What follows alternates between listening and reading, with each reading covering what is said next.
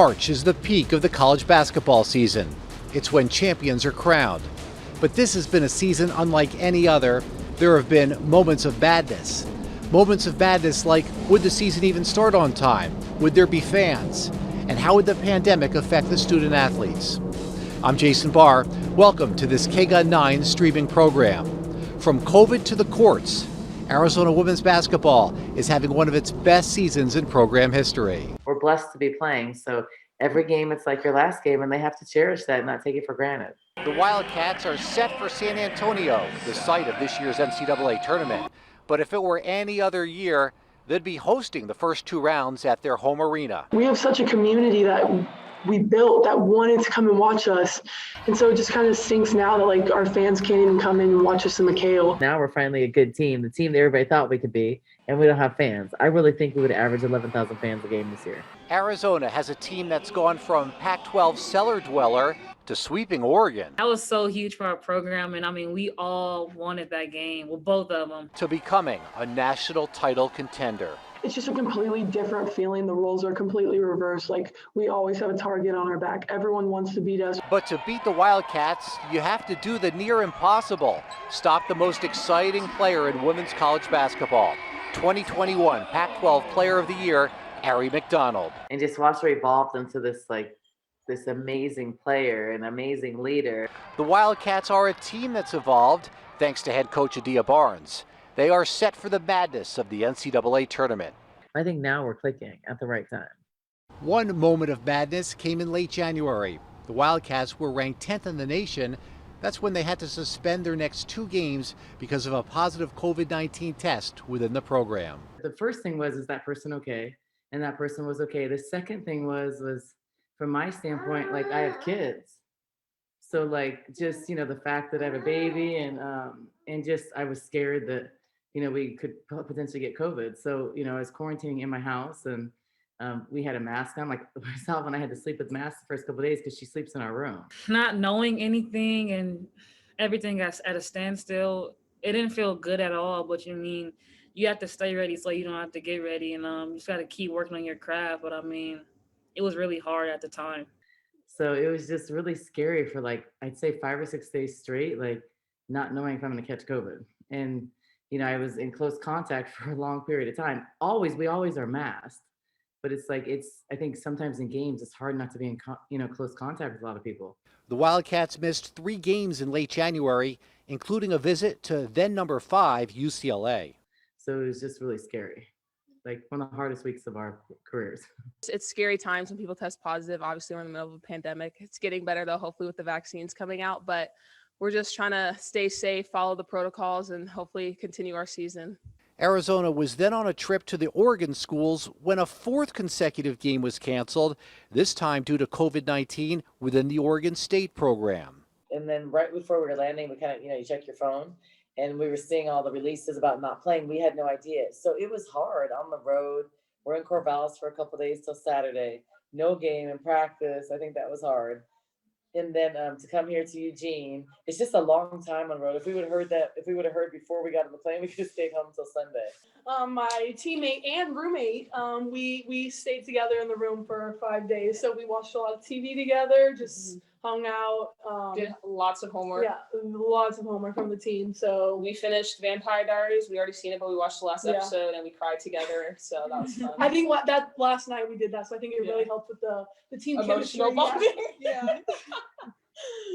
Despite not knowing if a game would get canceled or even if the season would come to an abrupt end, Adia Barnes, the former Wildcat All-American turned head coach, was leading the way with her calm and steadfast demeanor. Thought of the reasons why I chose Arizona, and so that's why I chose it twice. The first time Adia Barnes chose Tucson came as a player.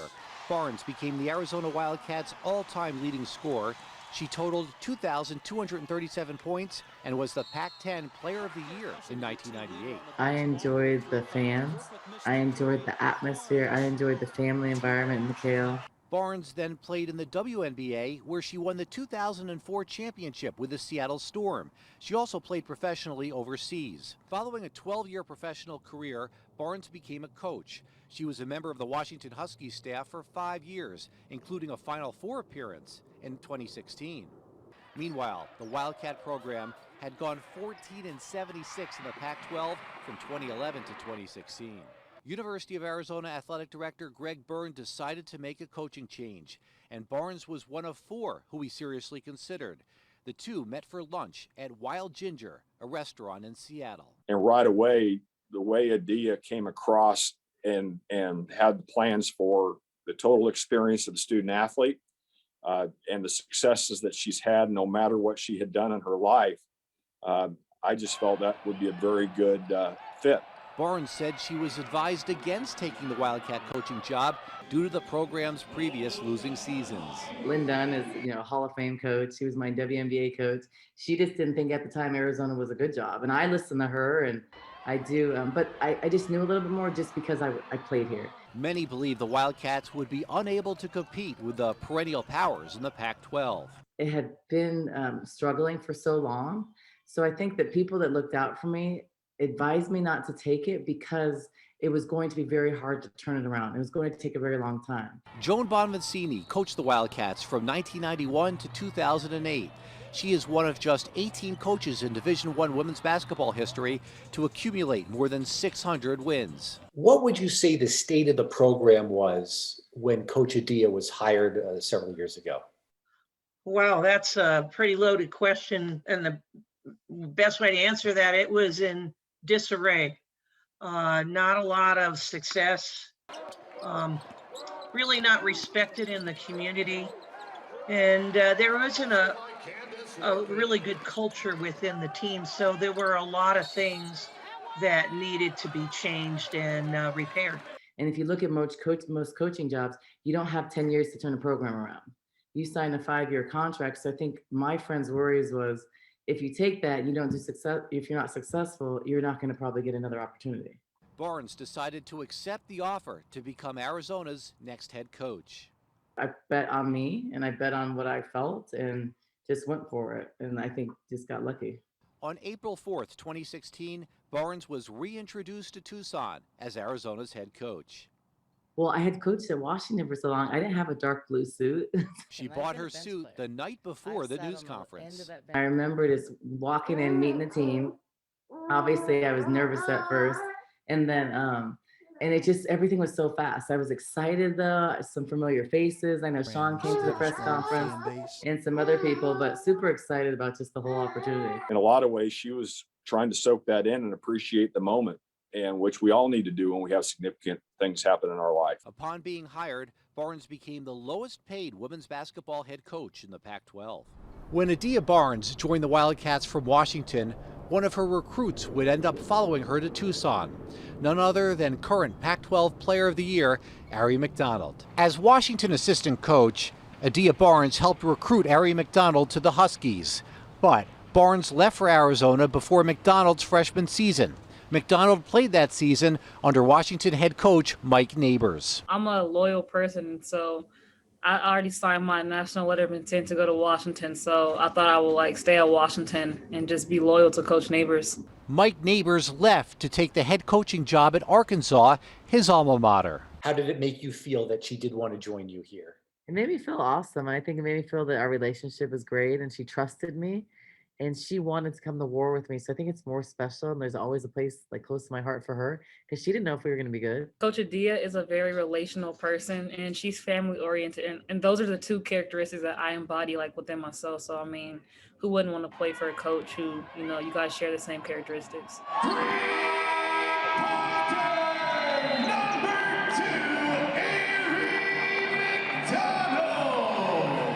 She believed in me. She bet on me. She didn't come here because it was Arizona. Sorry to say. But she came here, our relationship, and wanted to do something special. She's a loyal kid. So I think that's why she did it.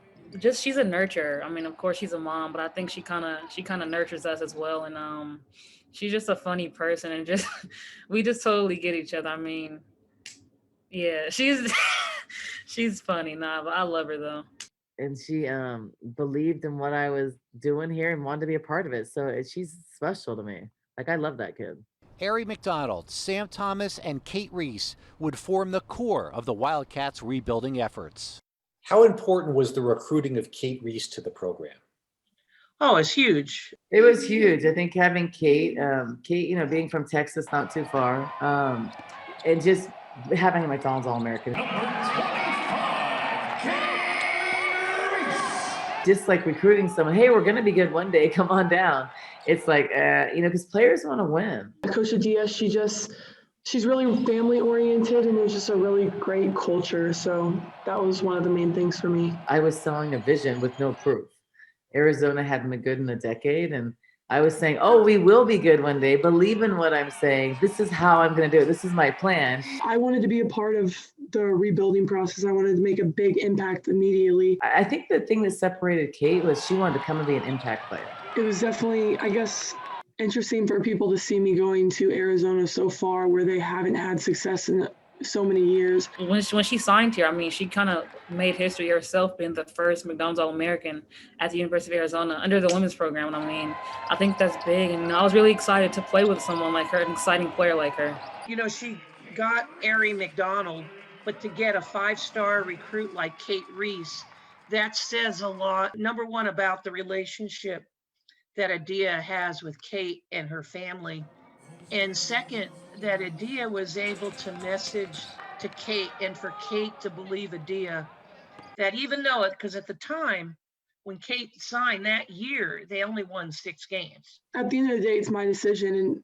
And even my parents would ask me, like, where else would you go if you didn't go to Arizona? And I was like, I don't know. Like, I really had no idea where else I would have gone. Like, it just felt like home. So I think that really helped me too, is that I couldn't see myself at any other school. For her to believe that things were going to change and turn around is a real testament to Adia and being able to relate her messaging to recruits, and particularly a good one like Kate Reese. There were people that were like, why are you going there? And it's like, I mean, there are a lot of schools that, people think negatively of, and you go there and you have this immediate impact. And it's like, I just felt like this was the right place for me. So no one could really sway my decision. Just her tenacity, her toughness. She's a very competitive person, and she plays hard every time. The effort is always over 100%. And I know that I never have to worry about her. So just when you get those type of players in your program, it's good because they're really talented and heavily recruited, and usually are impact players right away.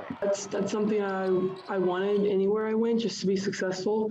And I honestly didn't expect it to be this fast, but I think we've done a great job. Coach Adia, my teammates, we all had a vision, and we're just trying to see it out. So signing Kate as the first one, it won't be the last one, was a big start for us, and kind of showed you how our program is. And now you can see it's paying dividends now, because now you're seeing the player that Kate has evolved to be.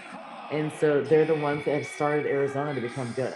I couldn't be any happier with how the program is and how we're succeeding and just continuing to raise the bar for ourselves. So I think that's a great thing to see. You need to win games to really get confident. In the fall of 2018, the Wildcats were coming off a 6-24 season when they reeled off an 11-game early season winning streak. I just remember we were getting better. We were kind of evolving. I think that from the year before, losing a lot of games close, I think it was kind of the year that I could see, okay, those tight losses from last year have paid off. We've gotten more experience. We're a little better. We believe we're learning how to win. And, some people criticized Adia that they weren't playing non-conference games, weren't tough enough. But honestly, that's what that team needed. They didn't need to play top 25 teams. That team needed to learn how to win.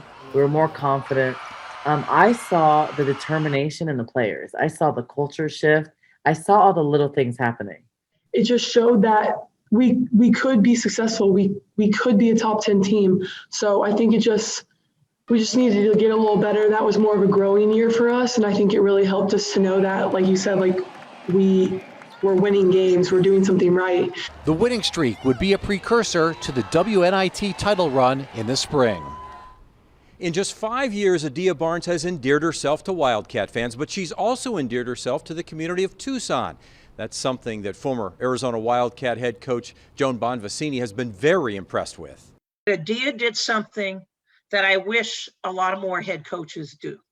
And that is go out in the community and reach out to the community. So she made a connection speaking to groups, bringing her players with her, volunteering. With that sense of community in mind, I recently went one-on-one with Adia Barnes, not on the court, but on Zoom. You are a big part of this community now, too. It's not simply, oh, I'm the basketball coach at the University of Arizona. It's much more. This while it is a city of 1 million people, it's a small town feel, and you've become part of that fabric, haven't you?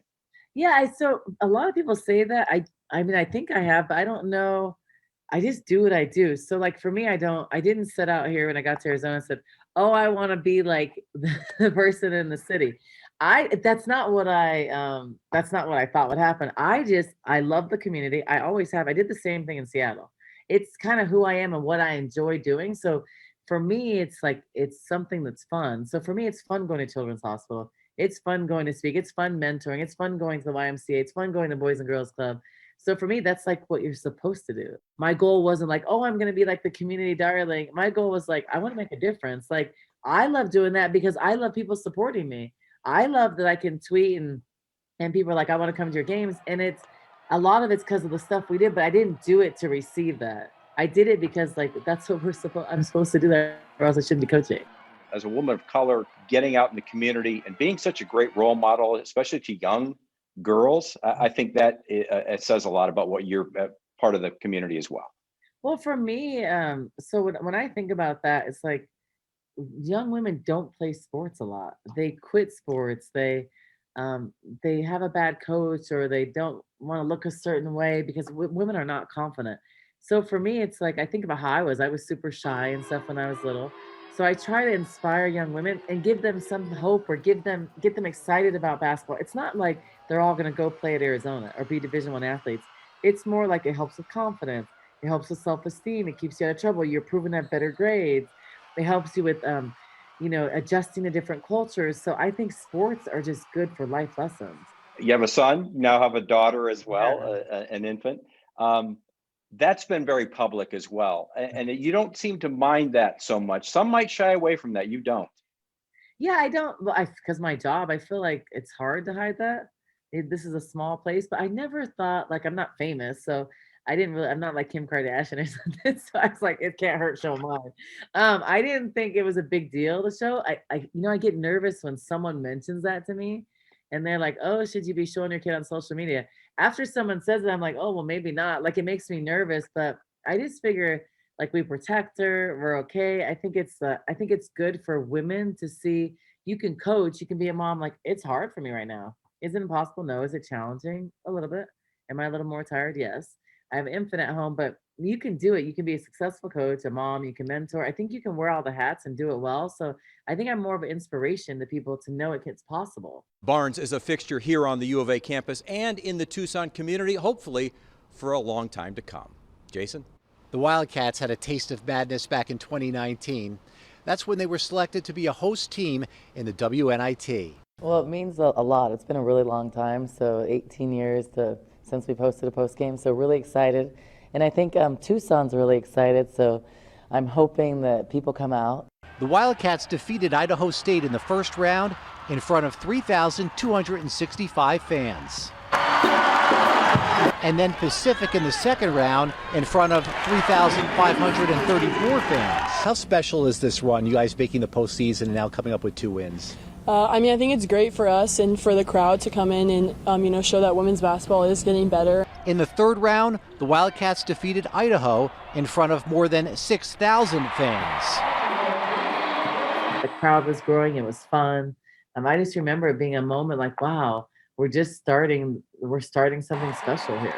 The crowd grew to more than 7,000 fans for the quarterfinal win over Wyoming. We are getting better every game. We are getting better as a team. We are building chemistry. In the semifinals, the Wildcats kept on rolling. Arizona defeated TCU in front of more than 10,000 fans at McHale Center. That team in this community went on a ride that was really unbelievable. And then in the finals, in a battle of Wildcats against Northwestern, the game was played in front of a sold-out McHale Center. They connected with this team, and every game it was like double the attendance. It was amazing. Arizona won 56-42 to win the WNIT. Arie Mcdonald, who scored 19 points in the championship game, was named the tournament MVP. Kate Reese was named to the all-tournament team. The Wildcats had last won the WNIT tournament back in 1996, when current head coach Adia Barnes was a sophomore on Joan Bonvicini's team. It really was the foundation of success that is what has helped this team propel themselves now into a top 10 ranking. But going to the NIT, getting the community, building something here, playing 6 one-and-done games, having another month of season, it spearheaded everything, and it gave us momentum for last year. Erie Mcdonald is Arizona's first Conference Player of the Year since Adia Barnes took home the honor back in 1998. I'm not surprised by a lot of awards. I think she's going to win a lot this year, and she deserves it. She has the it factor. Where should we start? Her points, her assists? No, I'm just kidding. She's really, really good and really fun to watch. She has a knack for the ball and anticipates people's next moves really well. Not only scary if you're an opponent, but it is unbelievable some of the shots she makes. I always say she's like a magician underneath the basket. And she deserves everything she's gotten because she's put in work, and she plays with such passion on both ends of the floor, which makes her special. She makes her teammates better. For being that good a player, she's a big scorer, but she loves providing the great assist. She wants to play defense. Most stars, most people that score a lot, they don't play good defense because they don't want to. They want to save their energy for offense. Usually if you're a really good offensive player, they're not necessarily pride themselves on defense, and she's the opposite. She plays as hard on offense as she does on defense. And I think that's what makes her special. If you look historically throughout the great players in the country, they're usually not good on both ends of the floor. It's very rare. To have her skill set is what sets her apart. I don't even know if anybody would thought she'd come to Arizona and be an All-American. I think the bottom line is she's a winner. Sometimes I'm like, you want a little bit more rest? She's like, no, I'm good. She works hard. She's committed. She's turned into such a great leader too. So I think that really helps. And I think just that she's one of the people that has put Arizona on her back and helped us be successful. So she's left an imprint here.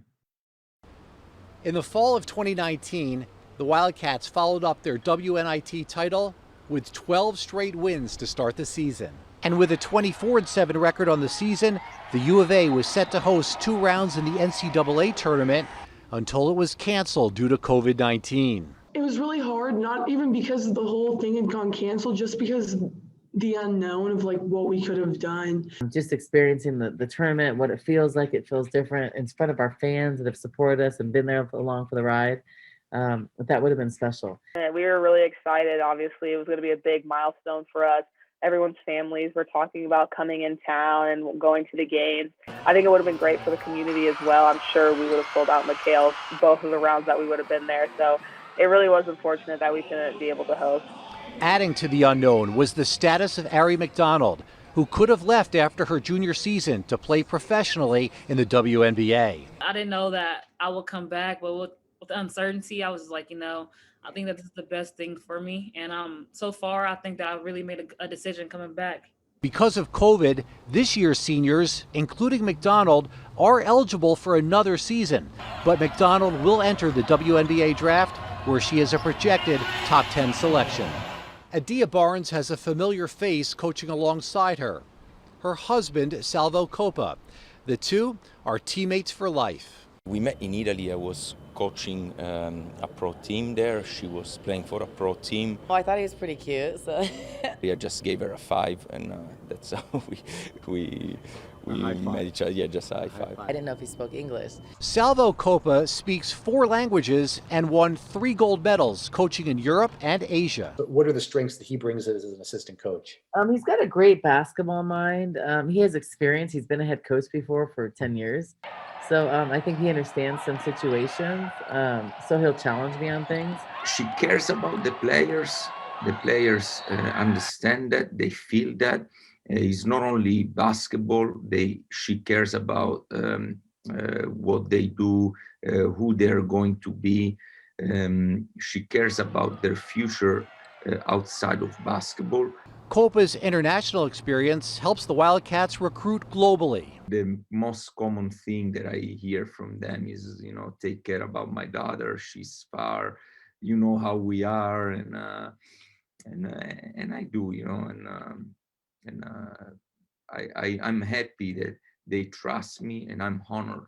He loves defense, and obviously defense is great for us, but sometimes the drills are a little annoying. So he always has us do this one drill. There's a drill that we always do, a defensive drill. So I was just like, let me try and impersonate him saying that one drill. Ladies, we need to go up and then down, not side to side. We go up, down. The accent is hard. You have to see a lot of Italian movies to do that. I thought it was a great impression. Yeah, I mean, they just have that little kind of banter and chemistry. So I think that it's good for them to be able to joke around like that and stuff. So it's just great to have like that kind of family atmosphere. And then obviously on the court, it's like coach or like head coach, assistant coach. But then when you get off the court, like you just see how like nice they are. And like you can really tell that it's just a loving family and they want everyone to be a part of their family. It's been good, and he's a good support. And I think as a head coach here, to have a great basketball mind next to you, it's just as invested as you. I think it speaks volumes, and it's one of the reasons why we're successful. We're peaking at a great time, and I mean, I think we've gotten so much better than we were at the beginning of the season. We know what can happen in March. Crazy things happen. People get beat all the time, upsets. So we're just going to be focused on every single game, one game at a time, and just see how far we can take it. The University of Arizona women's team this year in 2021 to make a long run is they need to show other players being able to step up, hit from the outside consistently, and continue with their great defense. If they can do that, they have an opportunity to make a deep run in this year's NCAA tournament. At Wildcat women's basketball games, the madness continues even after they win.